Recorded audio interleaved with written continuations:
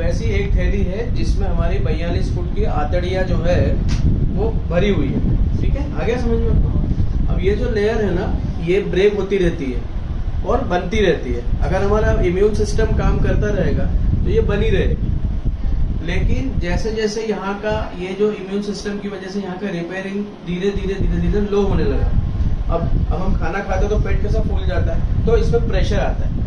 Pressure आने से ये जो आत है ना, जो आपको आ रहा है वहां से, वो आते धीरे से बाहर नहीं निकल आएगा ऐसे। तो ये ना, ये आतड़िया जो है ना, ये इसकी वजह से हुआ। अब क्या होगा, ये जो आप लोग है ना, ये और इसका कॉम्बिनेशन हम आपको देंगे और ये कुछ नहीं देंगे। ये सेल्स को रीजनरेट करने के लिए सबसे पहले सेल्स पे 3 काम करेगी। ये क्या है? सेल फूड है। ये सेल फूड सेल पे 3 काम करेगा। सेल्स को डिटॉक्स करेगा, क्योंकि जब तक सेल डिटॉक्स नहीं होगी वो न्यूट्रिशन एक्सेप्ट नहीं करेगी बॉडी में। और इसीलिए जब हम बीमार हो जाते हैं और कोई दूसरा न्यूट्रिशन लेते हैं तो अपने को बहुत ज्यादा फायदा नहीं करता। तो सबसे पहले ये सेल्यूलर डिटॉक्सिफिकेशन होगा, आपको सेल डिटॉक्स होगी, बराबर। उसके बाद सेल का नरिशमेंट करेगा, ये नरिश करेगा इसको, इस जो हमारी सेल को खाना चाहिए वो देगा। और इसमें ना इम्प्रूवमेंट करेगा, सुधार करेगा, सेल को अच्छा करेगा। ठीक है, ये 3 चीज होने की वजह से जब सेल अच्छी होने लगेगी तो आपका क्या बढ़ेगा? इम्यूनिटी बढ़ेगी आपकी। और ये वाला ऑटोइम्यून डिसऑर्डर बोलते हैं। हमारे शरीर में जो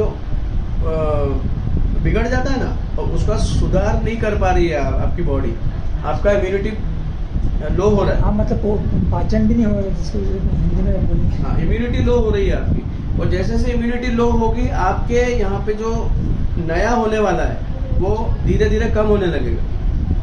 अब क्या होगा कि छोटी छोटी नसें जो है यहाँ से बाहर आने लगेगी ऐसे, है ना? क्या ये जो नसें फैल रही हैं वो फैलना बंद हो जाएगा? अब क्या हो जाएगा, ये वाली जो थैली है ना, इस थैली को जब ये रिपेयर होने लगेगी तो ये होगा। अभी क्या होगा मैं आपको बताता हूँ। अभी आप अगर इस तरह से कोई न्यूट्रिशन नहीं लेंगे, ये लें, वो मैं नहीं फोर्स कर रहा हूँ, लेकिन इससे होता है, हमने रिजल्ट लिए। अब भी सन्मुख गया, उसके सामने वो जो लेडी रहती थी, क्या नाम वो दीदी, वो जो है एक्सपायर हो गई, हेमा दीदी। तो हेमा दीदी को तो ये पेट वाला था, वो बाहर आ जाती थी यहाँ से। तो हमने उनको बोला कि आप इसको बांध के रखो और इसको लेना चालू करो। डॉक्टर क्या करते हैं? जाली लगा देते हैं। अब तो हेल्थ डिपार्टमेंट से डॉक्टर क्या करते हैं कि ऑपरेशन करके उसके ऊपर जाली लगा देंगे। जाली लगा के उसको सील देंगे। ठीक है, आपने यहाँ पे जाली लगा दी, लेकिन प्रॉब्लम कहाँ है? सेल में। वो यहाँ से निकलने लगे, फिर क्या करोगे? मैंने उनको यही समझाया, आज यहाँ से निकला, कल तो पूरे को जाली लगा दो। और धीरे धीरे ना ये जो लेयर वो पूरी खत्म हो जाती है और पूरी गल जाती है वो। तो अपने पेट में ये ऊपर वाली लेयर में कोई जान नहीं है संभालने के लिए। अंदर जो जिसको बेली वाली जो लेयर बोलते हैं ना, वो उसमें जान होती है, बराबर है? तो बस स्वस्थ होना। आप कुछ भी मत करो। देखो, मैं आपको सिर्फ ये इतना, देखो ये सब लोग रिजल्ट है। हम लोग कोई ऐसा नहीं कि हम सेल्समैन है, कोई नहीं है। ये भी रिजल्ट है। ये पहले सोराइसिस पेशेंट थे, अभी देखो पैर में सोराइसिस ही नहीं है।